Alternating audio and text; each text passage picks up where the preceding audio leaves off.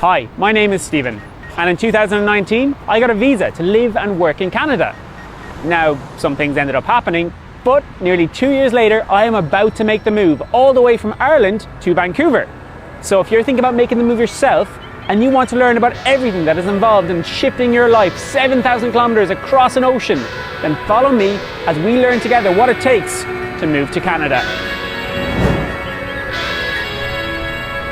It's going to be fun, right?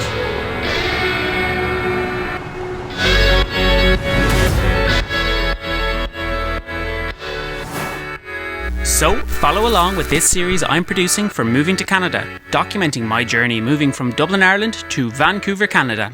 This is episode 1, Getting Started. And focus. There, perfect. Yes, my name is Stephen, and in a few short days, after what feels like an eternity, I am finally immigrating to Canada. So let's jump into it. There are a lot of different routes you can take when moving to Canada. A lot. However, depending on your home country, the simplest and cheapest way that you can legally live and work in Canada, and the way that I chose to do, is the IEC.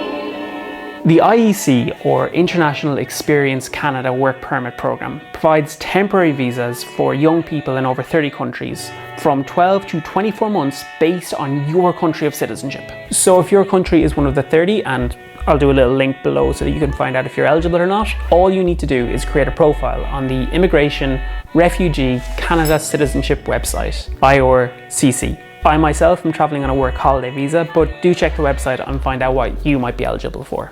Hey, sorry, excuse me, just need a second.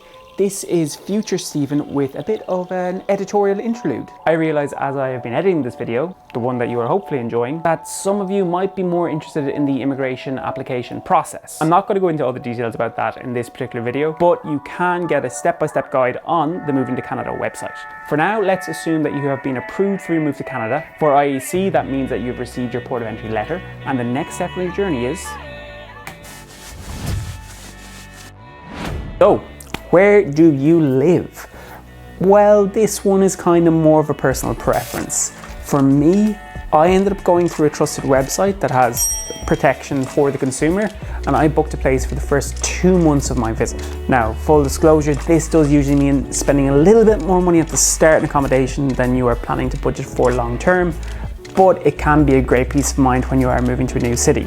On that note, there is a ton of scams happening out there at the moment, so please, please, please, please do not sign anything or give a ton of your money over to someone else before you physically see the property in person.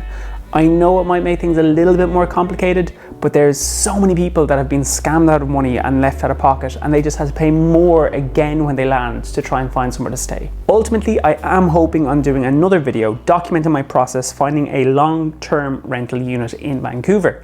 Now that won't be till about January 2022, but do make sure and stick around so you can find out the different areas that you can live in, the typical cost of a rental unit, and any kind of amenities that might be around the area that might sway your choice when finding somewhere to live. Whew. Okay, I have no idea what I should bring to Canada. I am trawling through lists online, just trying to find everything that I might possibly need before I land, while also making sure I'm not bringing down like 20 bags with me into the airport. I am moving to one of the furthest western cities in Canada, in the depths of winter. But I will show you what I am packing. And if there is any Canadians or expats out there that are watching this video and you think that I have forgotten something, please, please comment down below. Okay. I am stalling long enough.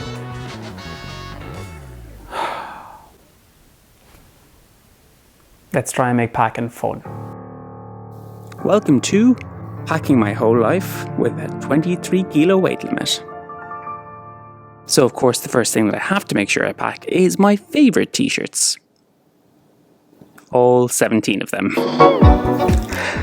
Then we have some joggers for those casual days ending in a Y. Jumpers for the top, probably the most colourful thing I own, as shown by my all black jeans. Then I can't forget my gym shoes, not worn in the last 7 months, but still. some shirts and favourite grey hoodie, notebook for stupid ideas, drone for stupid early sunrises, and a raincoat. They do call it Vancouver after all. Now the very last thing I need to pack won't fit in this bag, but I wouldn't dream of going on this adventure without her.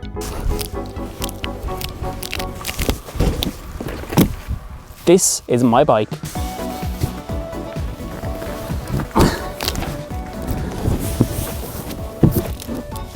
So I have heard that Vancouver is one of the most bike-friendly cities in the world, which is amazing because cycling around Dublin is not exactly a pleasant experience. So I am very excited to take this bike out and start exploring the city, hopefully much safer than I have been the last couple of years.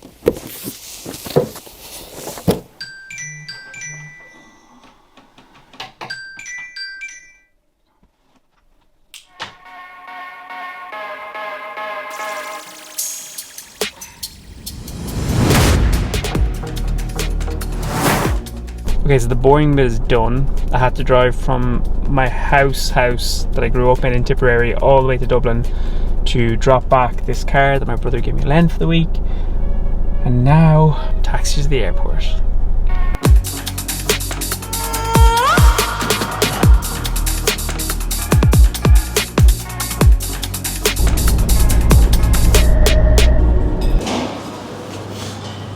Okay, so I am through. They told me to stop filming while I was going through security. I'm in the airport. I'm waiting for my flight to get called. Not me, but I'm checked in. The bike only cost me €35, so that was a pleasant surprise. But I did have to repack my suitcase, distribute the weight more evenly, which is never fun. I think in total it's going to take like 14 hours. So that's Dublin, Toronto, Vancouver. So flying during COVID is an experience. Over the past 2 years, Canada has had a variety of restrictions, from mandated job offers to now mandatory vaccines. On top of that, you do need to have a negative PCR test 72 hours before you fly, or a recovery cert, which does allow you to travel 14 days after you test positive for COVID-19. I think that is my gate, so I have to roll.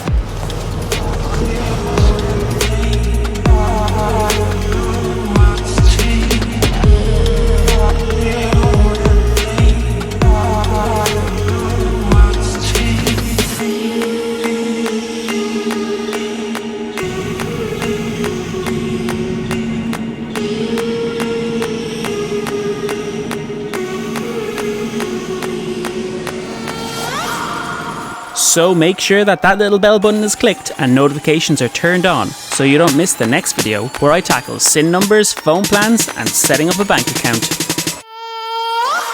Really should have known something was off when I was top of the line.